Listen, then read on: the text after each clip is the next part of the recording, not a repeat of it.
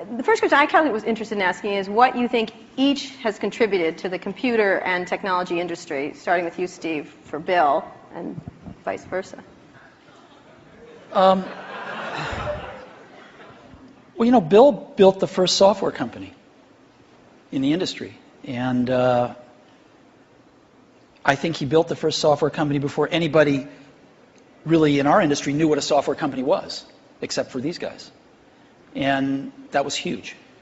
That was really huge. And the business model that they ended up pursuing turned out to be the one that worked really well, you know, for the industry. Mm-hmm. So I think, but the biggest thing was Bill was really focused on software before almost anybody else had a clue that it was really the software. That's what I see. I mean, a lot of other things you could say, but that's the high order bit. And I think building a company is really hard, and it requires your greatest persuasive abilities to hire the best people you can and keep them at your company and keep them working, you know, doing the best work of their lives, hopefully. And Bill's been able to stay with it for all these years. So, Bill, how about the contribution of Steve and Apple? Well, first I want to clarify, I'm not fake Steve Jobs.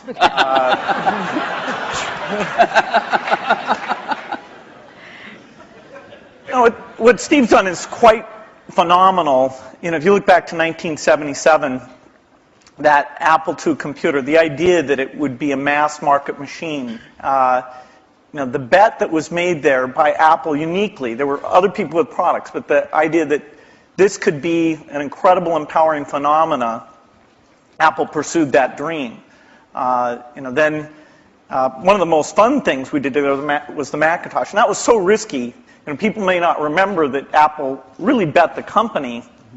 Lisa hadn't done that well, and you know, some people were saying, okay, that general approach wasn't good.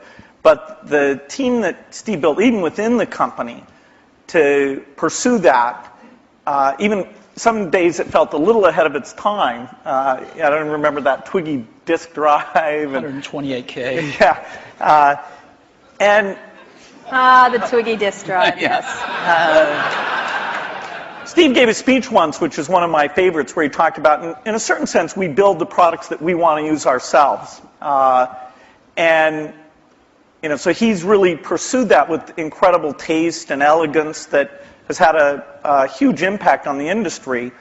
And his ability to always come around and figure out where that next bet should be has been phenomenal. You know, Apple literally was failing when Steve went back and reinfused the innovation and risk-taking that have been phenomenal. So the industry's benefited immensely from his work. We've both been lucky to be part of it, but you know, I'd say he's contributed as much as anyone. We've also both been incredibly lucky to have had great partners that we started the companies with, and we've attracted great people. I mean, so everything that's been done at Microsoft and at Apple has been done by just remarkable people, none of which are sitting up here, you know, today. Well, not us. Well, you're sort of the not us. And you're in a way you're the stand-ins for all those other people. In a way, we are.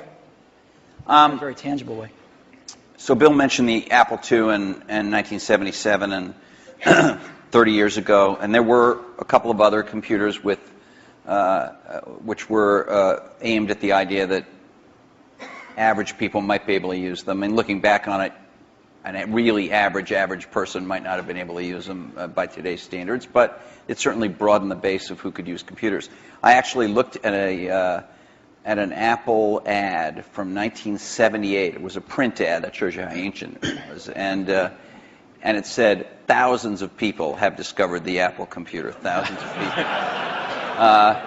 And it also said, you don't want to buy one of these computers where you put a cartridge in. I think that was a reference to one of the Atari or something. I don't know. You want a computer you can write your own programs on.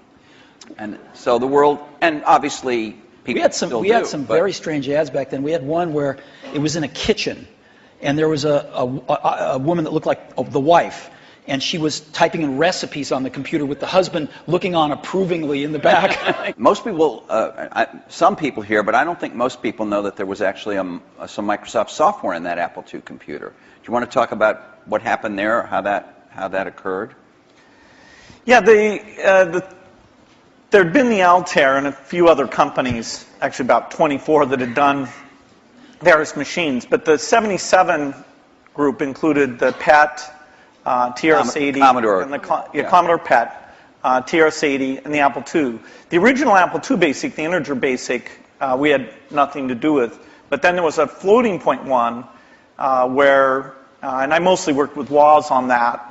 Let me tell this story. So Woz, my partner, we started out with this guy named Steve Wozniak, brilliant, brilliant guy. He writes this basic that is like the best basic on the planet. It does stuff that no other basic's ever done. You don't have to run it to find your error messages. It finds them when you type it in and stuff. It's perfect in every way, except for one thing, which is it's just fixed point, right? It's not floating point. And so we're getting a lot of input that people want this basic to be floating point. And like we're begging Woz, please, please make this floating point. Who's we? How many people are in Apple? Well, me. We're begging Woz to make this floating point, and he just never does it. And he wrote it by hand on paper. I mean, he didn't have an assembler or anything to write it with. It was all just written on paper, and he'd type it in. He just never got around to making a floating point. Why? Well, this is one of the mysteries of life. I don't know, but he never did. And so, Microsoft had this very popular, really good floating point basic that we ended up going to them and saying, help. And how much was I think you were telling us earlier? That was $31,000. That Apple paid you for the floating point basic. And I flew out to Apple. I spent 2 days there getting the cassette. The cassette tapes were the main ways that people stored things at the time. Right. And, that was fun. I think the most fun is later when we worked together.